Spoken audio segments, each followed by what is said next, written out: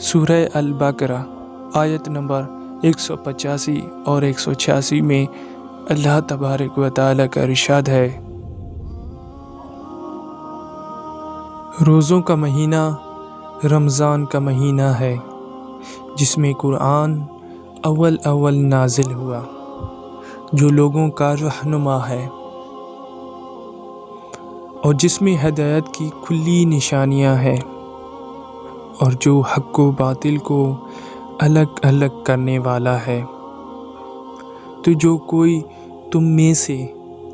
اس میں موجود ہو، اسے چاہیے کہ پورے مہینے کے روزے رکھے، اور جو بیمار ہو یا سفر میں ہو تو دوسرے دنوں میں روزے رکھ کر ان کا شمار پورا کر لے۔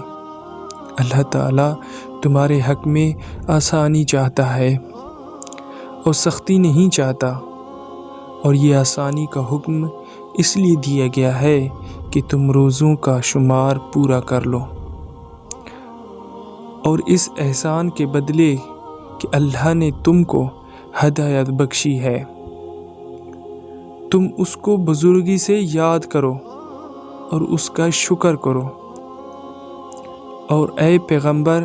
صلی اللہ علیہ وآلہ وسلم، جب تم سے میرے بندے دریافت کریں تو انہیں معلوم ہو کہ میں تو تمہارے پاس ہی ہوں، جب کوئی مجھے پکارنے والا پکارتا ہے تو میں اس کی دعا قبول کرتا ہوں۔ تو ان کو چاہیے کہ میرے حکموں کو مانیں اور مجھ پر ایمان رکھیں تاکہ نیک راستہ پائیں۔ سبحان اللہ۔